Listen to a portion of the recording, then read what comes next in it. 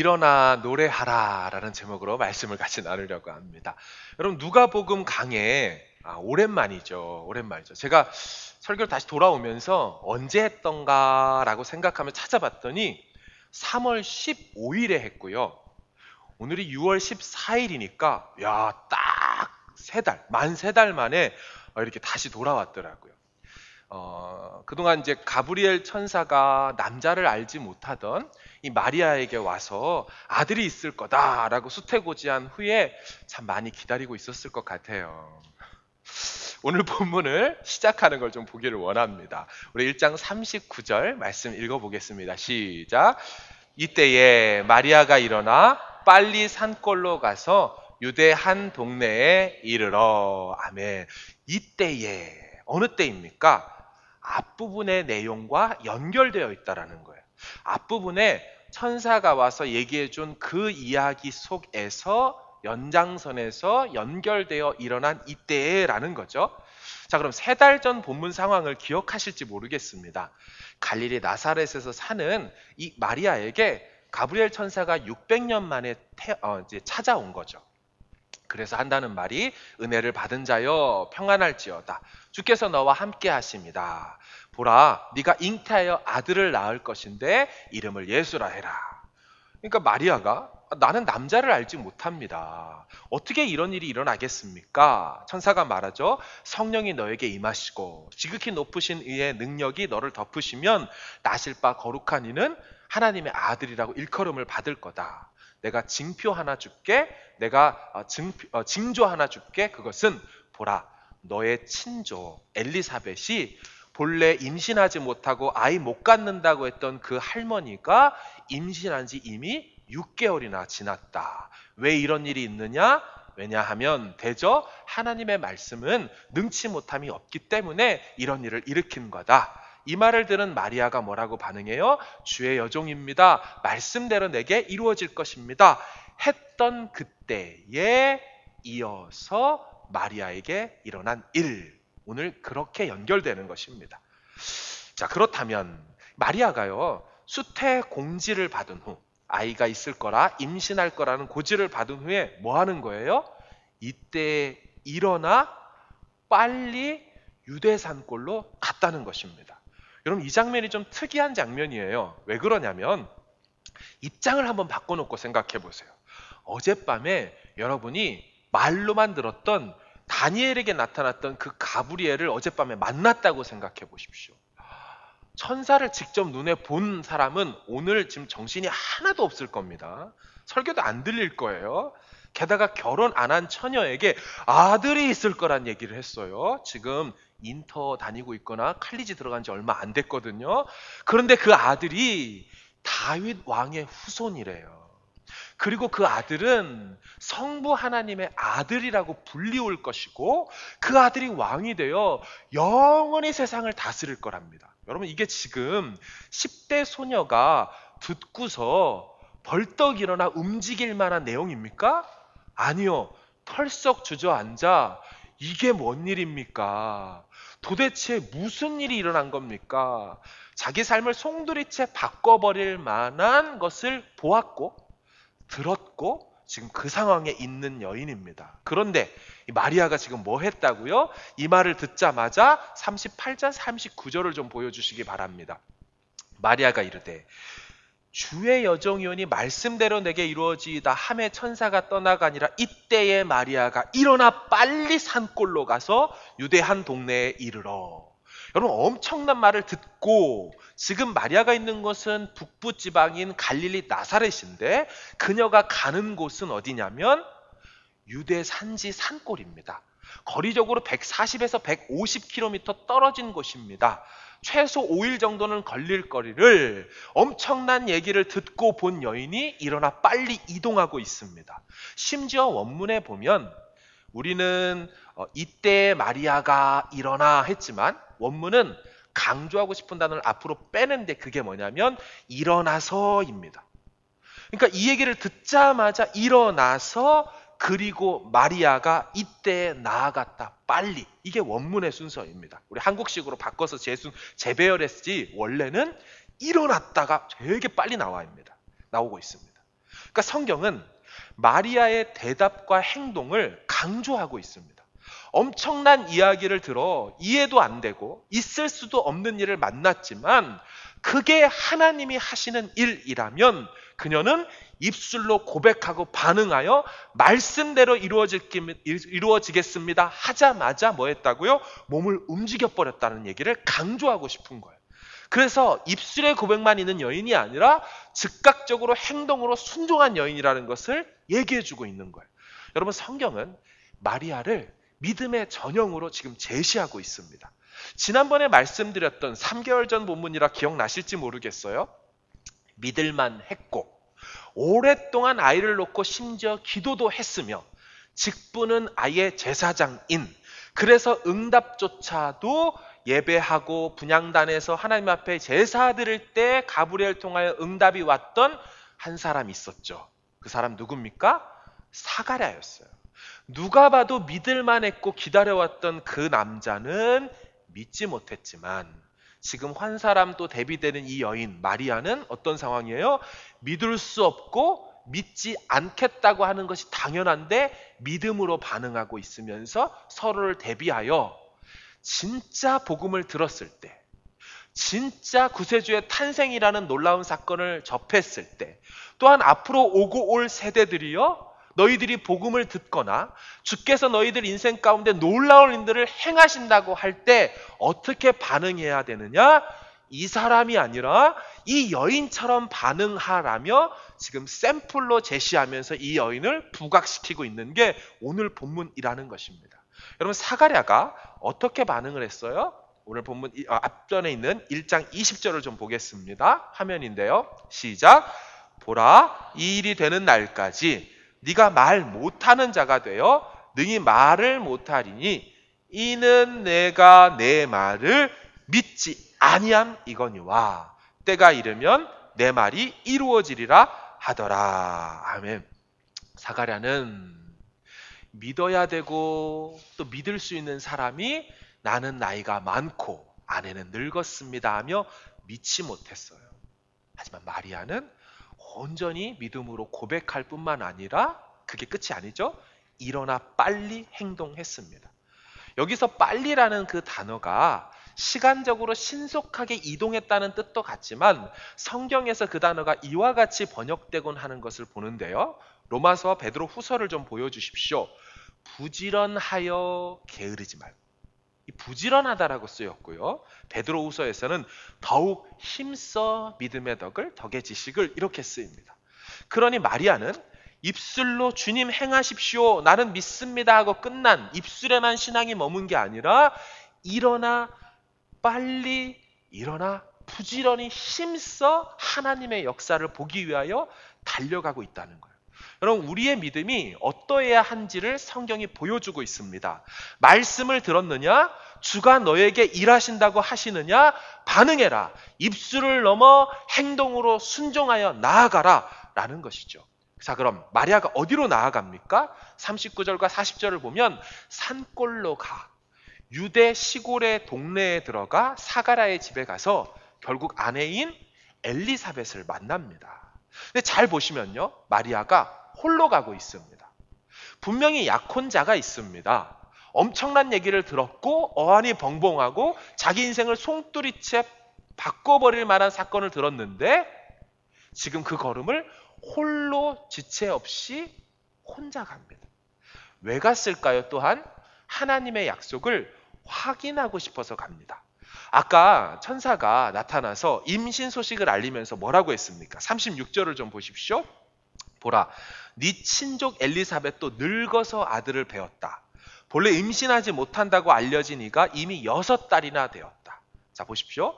친족 엘리사벳 할머니가 임신을 했다고?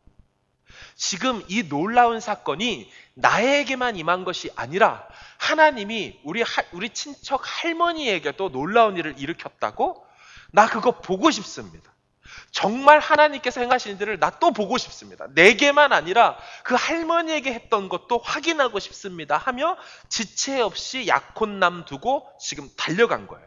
여러분, 이 장면은요, 마리아가 못 믿어서 이동한 것이 아닙니다. 그 얘기를 듣고 말도 안 돼. 내 눈으로 확인하기 전까지는 못 믿어요. 지금 나한테 당신이 그 말 했지만 진짜입니까? 정말 할머니한테 그런 일이 있는지 나 본 다음에나 믿을게요 하며 불신앙 속에서 이동한 것이 아니라는 거예요. 완전히 믿음 속에 더 큰 믿음의 역사, 또 과거에 일어났던 그 믿음의 역사를 확인하고 싶어서 간 것이에요. 자, 그것은요, 나중에 엘리사벳 집에 딱 갔을 때 엘리사벳이 성령에 충만하여져서 처음 만난, 진짜 되게 오랜만에 만난 이 마리아를 향하여서 이렇게 말하는 것을 통하여 알 수 있는데요. 45절을 같이 한번 읽어보겠습니다. 엘리사벳이 지금 마리아 보면서 하는 얘기입니다. 시작. 주께서 하신 말씀이 반드시 이루어지리라고 믿은 그 여자에게 복이 있도다. 아멘. 주께서 하신 그 말씀을 반드시 100% 일어날 일이라고 믿고 달려온 여인이라는 것을 엘리사벳의 입술을 통하여 성령께서 인정해주고 있는 장면이죠. 여러분, 마리아는 못 믿어서 불신앙으로 진짠가 싶어 간 여자가 아니라는 겁니다. 믿기에 하나님 더 큰 역사를 보고 싶어서, 그리고 자신에게 일어난 이 역사도 같이 나누고 싶어서 그 걸음을 했던 것입니다. 여러분, 질문입니다. 복이라는 것이 어떻게 임할까요? 사람들은 마리아를 보면서 이렇게 말해요. 참 좋겠다, 마리아.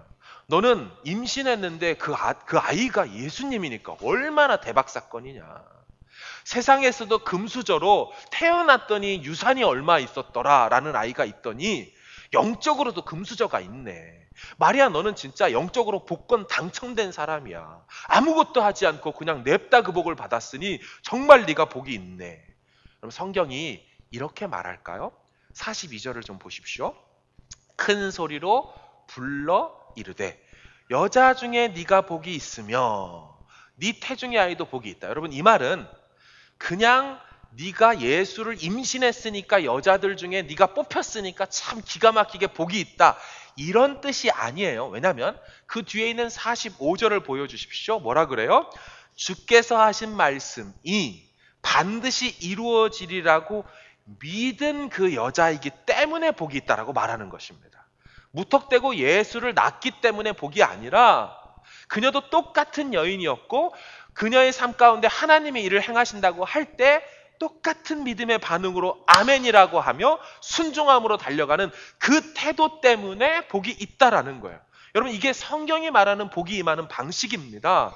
그냥 날 때부터 쟤는 목회자 자녀니까, 쟤는 선교사 자녀니까, 쟤는 장로님, 권사님, 직분자 몇 대 손 자녀니까 그래서 복이 임하는 영적 세계에서도 금수저가 있는 것이 아니라 하나님 말씀을 아무 배경 없이, 나는 심지어 엄마 아빠가 전혀 주님을 몰랐습니다 할지라도 언제라도 오고 오는 세대여, 하나님 하시겠다는 그 말씀을 믿음으로 수납할 뿐만 아니라 행동으로 순종한다면 그 사람에게 참된 복이 임한다. 이게 성경이 가르치는 복이 임하는 방식인 줄로 믿습니다.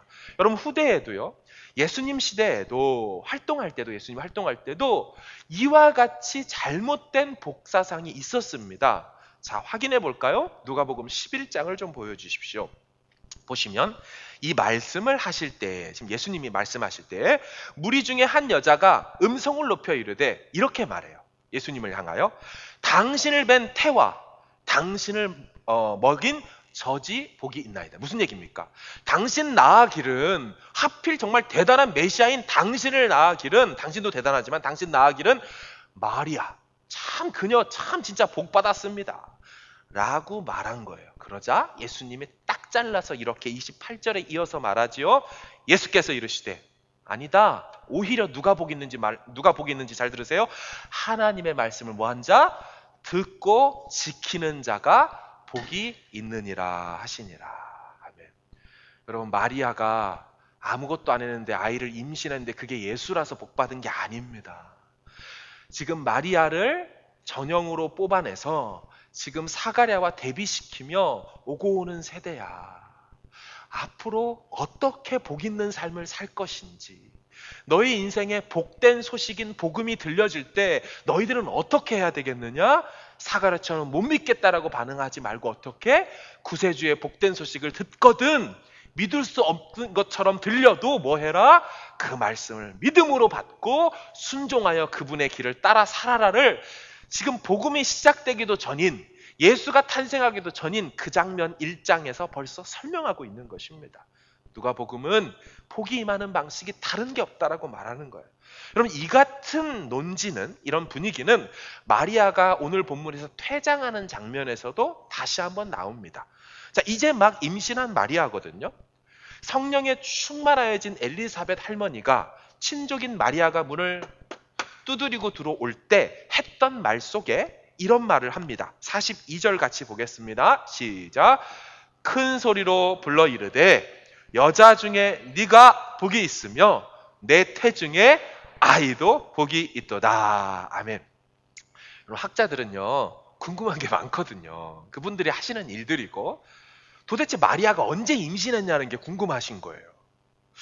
가브리엘 천사가 오기 직전에 임신을 했을까? 가브리엘 천사가 막 아기 임신할 거라고 알려주는 그때 임신했을까? 아니면 이 유대 산골로 내려오는 중에 임신했을까? 적어도 오늘 본문에 뭐라 그래요?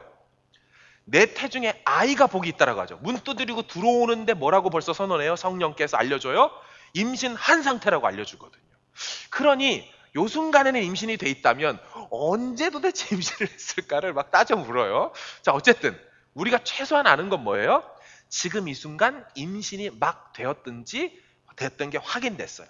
자, 이 두 여인이 엘리사벳과 마리아가 얼마 동안 그 집에 함께 있었습니까? 본문 56절 같이 볼게요. 예, 감사합니다. 시작. 마리아가 석 달쯤 함께 있다가 집으로 돌아가니라. 아멘. 자, 그렇다면 임신 후에 3개월이 지났기 때문에 어떤 현상이 일어나기 시작합니까?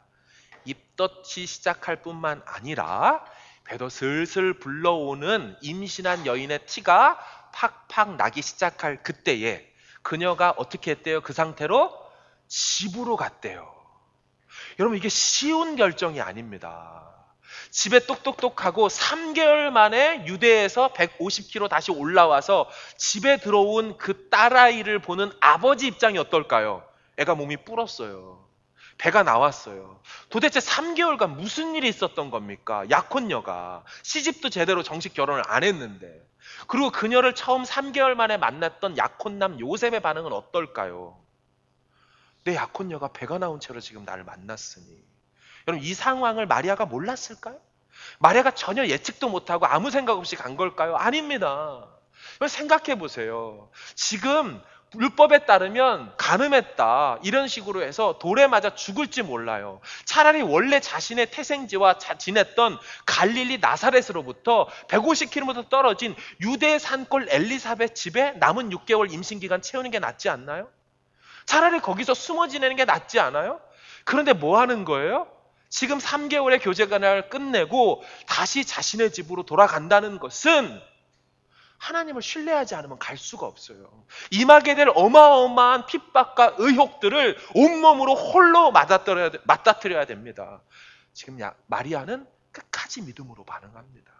어마어마한 소식을 들어도 믿음으로 수납했지만, 그 하나님 역사를 확인하고 싶어서 내달렸지만 3개월이 지나자 이제 내게 행하신 하나님의 일들이 내 인생뿐만 아니라 앞으로 이 아이를 통하여 유대와 이스라엘 땅에 이루실 하나님의 구원의 역사, 열방과 이방에 비치는 빛이 되어서 세상을 구원할 것들이라는 얘기를 듣긴 했는데, 이제 그것이 어떻게 펼쳐질지를 주저앉고 숨거나 가만히 있지 않고 삶의 현장으로 들어가 당당하게 주의 역사를 보기 위하여 갔다라는 것이 이 마리아의 모습에 마지막 나타난 집으로 돌아갔다는 그 의미인 줄로 믿습니다. 여러분, 이 믿음의 여인은 황망한 일을 만나도, 이해되지 않는 사건을 경험해도 주님 하시겠다고 하면 끝까지 다시 삶으로, 그 어마어마한 일들이 벌어질 삶으로 돌진해 들어갑니다. 자, 그럼 보십시오. 믿음으로 수납하고 믿음으로 입술로 고백한 마리아, 그리고 행동으로 순종하여 그 걸음을 갔던 마리아, 그리고 다시 3개월 만에 돌아가서 삶의 현장으로 돌아간 마리아, 요 사이를 하나님 그냥 두실까요? 아니요. 오늘 본문은 크게 두 단락으로 나눠져 있습니다. 앞에 부분에 마리아를 만났던 엘리사벳의 고백도 있지만 그 다음 뒷부분은 무엇으로 채워져 있습니까? 오늘 본문 46절부터 55절을 보시면 여러분 가지고 계신 성경책 위에 46절 위에 소제목 뭐라고 적혀 있어요? 마리아의 찬가. 이 어마어마한 여러 믿음의 반응들 사이에 하나님이 그녀의 삶에 찬양으로 채워놓으시는 지금 장면이거든요. 자, 그럼 볼게요. 46에서 48절 이 세 구절만 읽겠습니다. 시작. 마리아가 이르되 내 영혼이 주를 찬양하며 내 마음이 하나님 내 구주를 기뻐하였음은 그의 여종의 비천함을 돌보셨음이라. 아멘. 믿음으로 선포하고 행동으로 순종한 그녀의 입술에 하나님이 찬양으로 터뜨려 주셨어요. 그녀의 삶에 불안함과 두려움이 아니라 하나님 행하신 일들에 대하여 믿어지고 그것이 입술로 터져 나오면서 막 하나님을 높이고 있어요. 여러분, 지금 이 같은 찬양시가 나오는 장면이 성경에 매우 드물다는 것을 혹시 아십니까? 성경에 보면요, 누군가 찬양을 했다, 노래했다라는 이 표현은 있지만 그가 찬양과 노래했다는 그 찬양시의 가사가 나오는 경우는 아주 드뭅니다. 자, 복음서, 사복음서, 마태마가, 누가, 요한이 있잖아요. 그 사복음서 중에 이와 같이 가사까지 기록된 찬양시는 딱 한 번밖에 나오질 않습니다.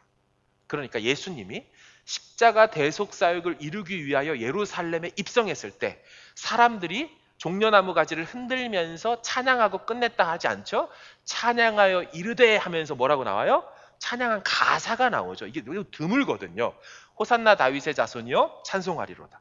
주의 이름으로 오시는 이여 가장 높은 곳에서 호산나 하더라라는 찬양의 가사까지 나온 건 딱 복음서마다 한 번밖에 없어요. 하지만 누가복음에는 이것을 제외하고 이것도 있고 무려 4개의 찬양시가 오직 1장과 2장에 해당되는 예수 그리스도의 오심, 나심, 그 구세주를 처음 만났던 아기 예수를 만났던 천사들의 찬양으로 나오고 사가랴의 다음 주에 볼 찬가로 나오고 그 어머니인 마리아의 찬가로 나오고 할례받기 위하여 그 예수님 8일째 돼서 할례받기 위하여 예루살렘 성 올라갔을 때 시므온의 찬가로 나옵니다. 마리아가 10구절 찬양, 사가랴가 13구절 찬양, 천사들이 예수님 오셨다 그래서 지극히 높은 곳에서는 하나님께 영광, 땅에서는 기뻐하심을 입은 모든 사람들에게 평화, 그 한 구절, 그리고 시므온이 또 4구절로 찬양하죠. 자, 보십시오. 언제 찬양시가 나오냐면요, 예수께서 대속사역을 하러 올라가는, 십자가에서 죄와 사망 권세를 깨뜨리는 하나님의 인류 역사 속에 가장 하이라이트 되는 그때 찬양시가 나오고 그분의 초림을 어마어마하게 축하하고 반응하는 그 택자들의 구세주를 향한 마땅한 반응으로서 찬양이 나오며 하나님의 구원 역사를 하이라이트 처리하고 있습니다. 그냥 주님이 오셨다 해도 될 건데 인간들이 찬양함을 통하여서 그 하나님의 이야기 속에 아름다운 곡조와 하이라이트 절정 처리를 하고 있습니다. 자, 구약에도 이것은 매우 특이한 장면이거든요. 구약에서도 하나님을 노래한 찬양시가 많이 나오질 않습니다. 여러분이 생각하는 구약 사건 속에서 야, 이건 대박 사건이다 할 만한 사건이 뭐가 있습니까? 구약에 보면 역시나 출애굽 홍해를 가른 사건이죠. 그 정도 급 되었을 때 출애굽기 15장에 가면 모세의 노래가 나오고 이어서 누이 미리암의 노래가 가사까지 나옵니다. 우리 한 구절만 좀 읽어볼게요. 15장 1절 시작. 이때에 모세와 이스라엘 자손이 이 노래로 여호와께 노래하니 일렀으되 내가 여호와를 찬송하리니 그는 높고 영화로우심이요 말과 그 탄 자를 바다에 던지셨음이로다. 아멘. 이렇게 모세가 15구절 18구절을 찬양하자 누이 미리암도 21절에 찬양합니다. 시작. 미리암이 그들에게 화답하여 이르되 너희는 여호와를 찬송하라. 그는 높고 영화로우시며 말과 그 탄 자를 바다에 던지셨음이로다. 아멘. 여러분, 또 이런 다음에 언제쯤 가야 나오냐면 사사기 시대로 접어들면 여선지 드보라가 여자의 몸으로서 어떻게 해요? 가나안 왕이었던 야빈. 그 야빈이라는 게요, 사람 이름이 아닙니다. 가나안 왕의 그 공통되는 그 칭명입니다. 마치 바로가 이름이 아니잖아요. 대통령이 이름이 아닌 것처럼 야빈이란 말은 지혜자란 뜻이에요. 그러니까 가나안을 정복하는 그 상황, 가나안에 정복해서 들어간 상황 가운데 아주 지혜로워서 이길 수 없었던 그 야빈 왕을 진멸한 다음에 드보라가 이와 같이 노래하죠. 1, 2절입니다. 시작.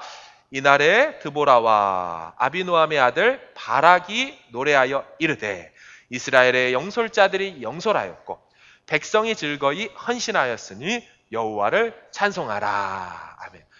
그리고 나서 시간을 또 좀 지나오면 여러분, 사사시대의 그 암울했던 시대를 종결시키고 왕정 시대를 열면서 마지막 사사로서 통일 이스라엘의 초대 왕과 두 번째 왕인 다윗을 세웠던, 하나님의 말씀이 희귀하여 들리지 않고 보이지 않던 그 시대에 유일하게 하나님 말씀이 들려왔던 그 사람이 누굽니까?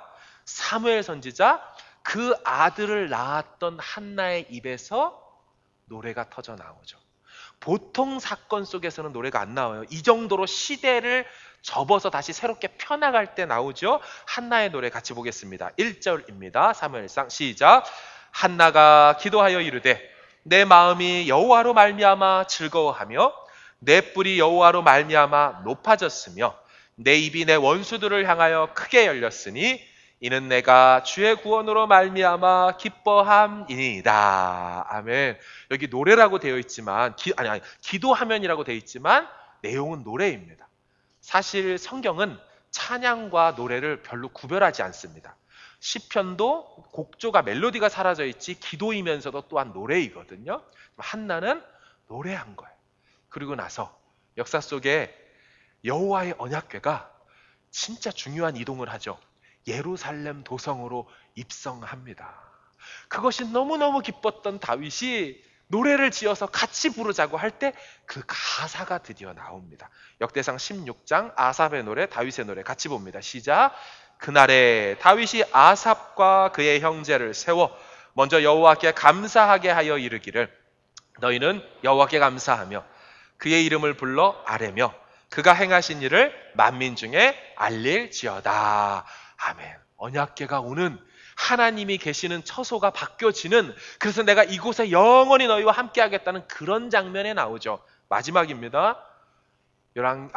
사무엘 하 22장에 가보면 그 다윗 입장에서 사울의 위협이 끝나고 모든 대적들이 다 끝나버리고 적수들이 다 파여져서 하나님이 자신을 완전히 건져뒀던 때에 다윗이 노래한 게 사무엘하 22장에 있고요. 그 같은 내용이 어디 있습니까? 시편 18편에 다윗이 졌던 74개의 시 중에 가장 긴 시로서 59절로 노래하는 내용이 있습니다.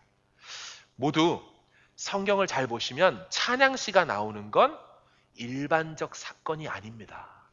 하나님이 어마어마한 일들을 행할 때 그 하나님의 일하심들을 캐치하고 반응한 인간의 최고조의 절정의 반응, 그때 찬양시가 인간의 입속에서 터져 나오고 그게 성경에 기록된 것입니다.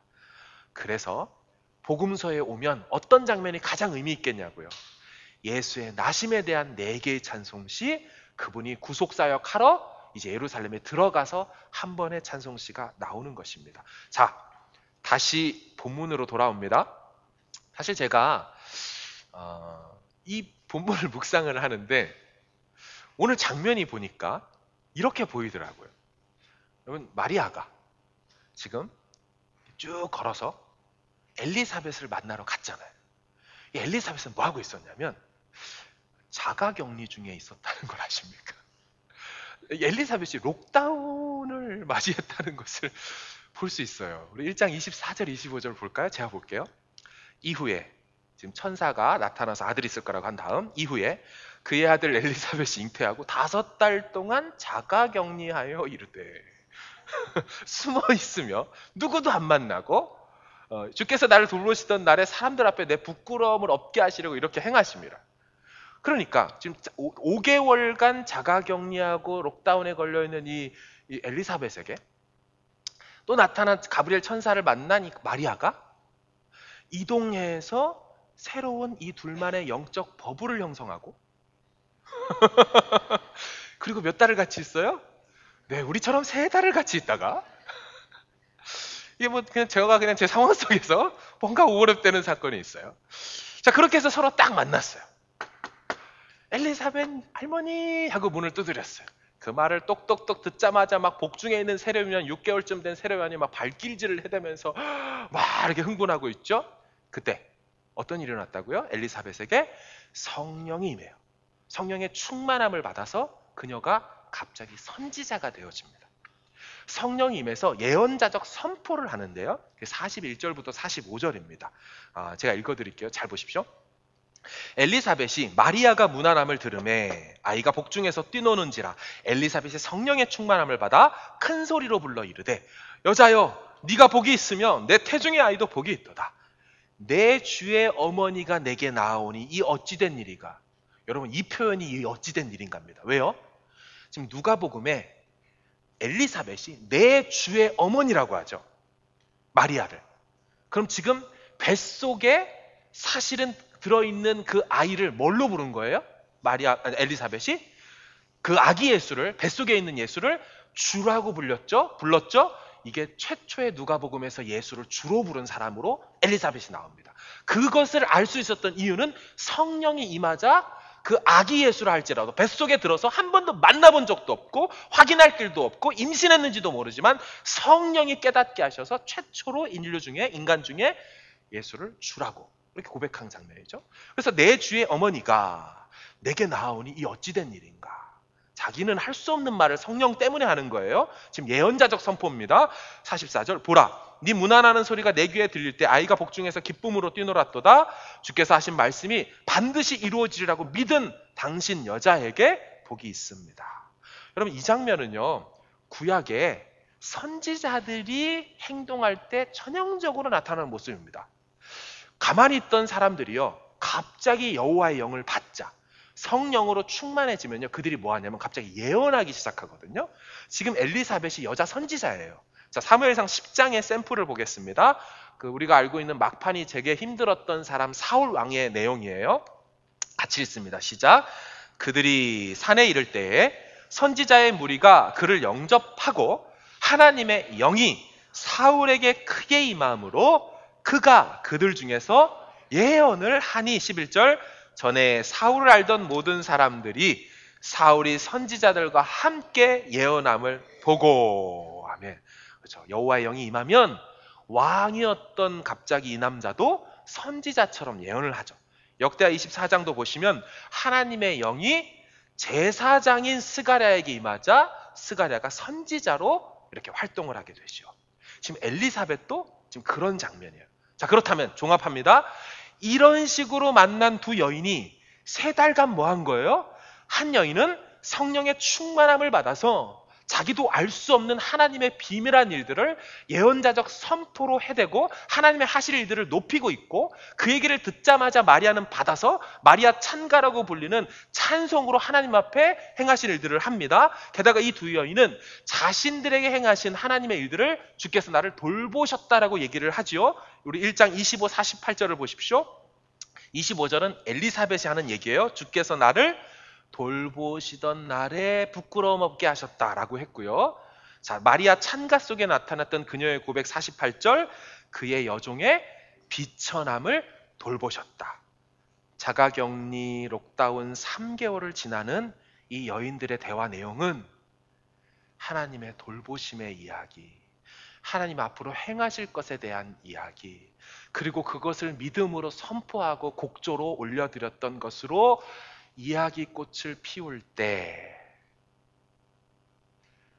이 장면을 쭉 묵상하고 생각하는데 유대 산골 오두막집에 누구 한 명이 보이더라고요.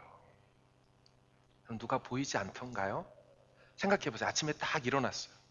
햇살 비추이는 그 거실 테이블에 앉아서 같이 이스라엘 허브티를 같이 나눠 마시는 엘리사벳과 마리아, 그리고 거기서 새해 지저귀는 소리를 들으며 하나님 돌보신 이야기를 차를 마시며 같이 이야기를 나누고 하나님을 노래도 하고 때론 은혜를 나누는 그 장면 속에 누구 한 사람 보이지 않으세요? 그 가정이 무자녀라 그랬죠. 아무도 없죠. 누가 있겠어요, 그 집에? 엘리사벳의 남편 사가랴가 있었겠죠. 근데 그 사가랴가 어떤 상태로 지금 그 시간을 록다운을 보내고 있어요? 말을 하지 못하는 상태. 왜요? 아까 가브리엘 천사의 그 말을 믿지 않아서 아무 말도 못했죠. 3달 전의 설교를 생각해 보시면 사가랴가 말만 못했습니까? 아니라 그랬죠? 62절 보여주십시오. 나중에 세례요한 태어나서 아들 이름 지을 때 사람들이 아버지인 사가랴에게 아들 이름 물어볼 때 말로 물어보지 않죠. 그들이 그의 아버지께 몸짓해서 수화를 통해서 물었습니다. 왜요? 귀도 안 들렸거든요. 이 단어 말 못하니라는 단어가 성경에 보면 벙어리 됐다와 귀가 먹었다 동시에 다 쓰이는 단어입니다. 그럼 어떤 장면이에요? 두 여인은 록다운 기간을 3달 기간을 우리에게 행하셨던 일들을 막 감사하고 은혜를 나누는데 무슨 얘기를 하는지도 들을 수도 없고 그 자리에 껴서 말도 못한 채로 한 어르신 노인 할아버지가 한쪽 그 집안 오두막 귀퉁이에 홀로 처량하게 앉아있는 게 묵상하던 중에 제 상상 속에 보이더라는 거예요. 왜 그런 록다운을 보냈을까요? 누구는 같은 3개월의 록다운과 자가격리를 보내도 하나님의 하신 일들이 믿어지고 노래가 나오고 찬송이 나오는데 왜 같은 3개월을 보내는데 왜 한 사람은 아무 말도 못하고 듣지도 못하고 진짜 자가격리 중에 있을까요? 믿음이 없었어요. 하나님이 하신다는 일에 믿음이 없었어요. 여러분, 믿음이 있고 순종했던 여인의 삶은 어때요?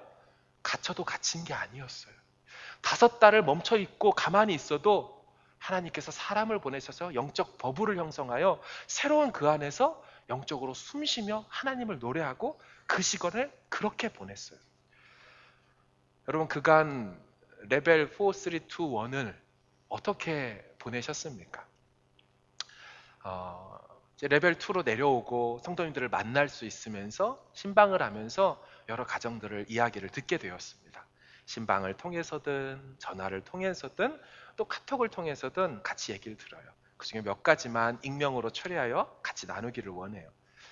온라인 예배가 처음 시작되자마자 가정에 그 바로 전에 사실 알고 보니까 큰 어려움이 생겨서 이제 어떻게 하나 중에 록다운이 시작됐고 막막하던 아무것도 할 수 없는 그때 첫 예배 설교 때부터 눈물이 쏟아지기 시작하셨어요.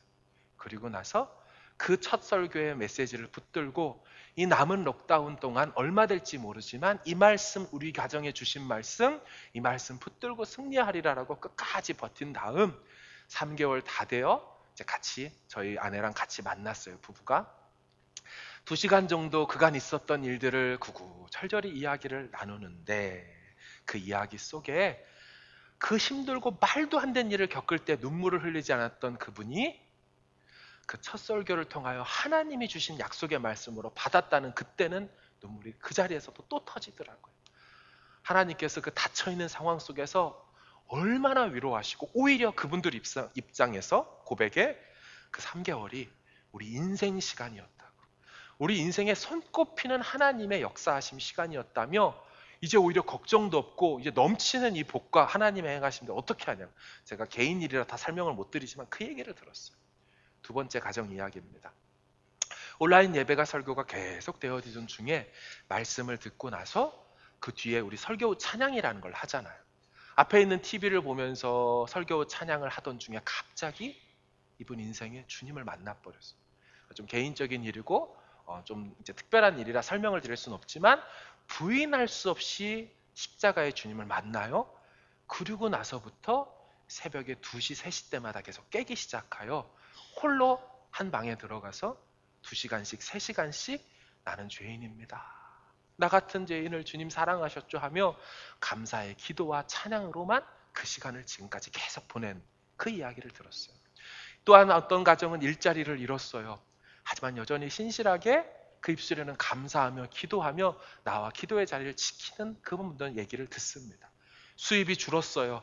하지만 그 시간 속에서 고난주간 필사하고 가정 예배하면서 오히려 하나님을 더 의지한다는 이야기를 듣습니다. 다들 크고 작은 여러 상황과 일들 속에서 잘 지내왔다는 얘기를 듣습니다. 하나님의 돌보심을 오히려 그 시간 가운데 경험했다는 얘기를 듣고요. 믿음으로 다 이겨냈고 또 앞으로 믿음으로 끝까지 그 상황 속으로 돌진할 거라고 그렇게 하는 이야기를 듣습니다. 그 얘기를 듣는데 흡사 마리아와 엘리사벳의 이야기를 제가 그 자리에 거실 테이블에 앉아 듣는 것 같은 착각이 들 정도로 그분들의 하나님 찬양하는 이야기, 돌보신 이야기를 들었다는 것 같습니다. 말씀을 정리합니다. 여러분, 절대로 바라지 않지만 우리 인생에 여러 가지 고난을 통하여 다시 갇히 오는 때가 있을 수 있어요. 꼭 코로나가 아니더라도 우리 인생에 갇힌 것처럼 숨어 지내야 하고 가만히 멈춰서야 할 때가 올지 몰라요. 하지만 여러분, 정말 그 하나님을 신앙한다면, 그리고 그 신앙하신 그 말씀을 하나님 일하신 들을 믿음으로 선포할 뿐만 아니라 순종함으로 끝까지 나아간다면 여러분, 절대로 갇혀도 갇힌 게 아니게 될 거예요. 절대로 매여도 매인 게 아니게 될 거예요. 절대로 우리는 우겨쌈을 당해도 갇혀있지 않을 거예요. 이게 그리스도 안에 있지만 그리스도 안에 있는 사람에게 주시는 하나님의 완전한 자유하심이지요. 앞으로 어떤 세상이 펼쳐질까요? 앞으로 어떤 일들이 일어나게 될까요? 여러분, 우리 이 말씀 붙들고 이제부터 하나님께서 허락하실 일들에 대하여 믿음으로 나갔으면 좋겠어요. 또 오면 어떡합니까? 팬데믹 또 일어나면 어떻게 됩니까? 한국처럼 2차 유행되면 어떡합니까? 여러분, 두려워하지 마십시오. 갇히는 일이 올 수 있어요. 역사 속에서 AD 3,400년 때부터 계속 대유행의 전염병 팬데믹은 역사 속에 수천 년 동안 있어 왔어요. 하지만 그리스도인들은 카타콤에 들어가도 갇히지 않았어요. 거기서 하나님을 노래했고 끝까지 신앙을 지켰어요. 이것을 배워야 되는 거예요. 배워야 되는 거예요. 두 단어로 오늘 설교를 요약합니다. 일어나 노래하라 이죠. 마리아가 일어났고 그리고 하나님 앞에 그 간극들을 채워 노래하면서 그 시간 3개월을 보냈습니다. 우리 같이 이 말씀 붙들고 주님 앞에 나아가기를 원합니다.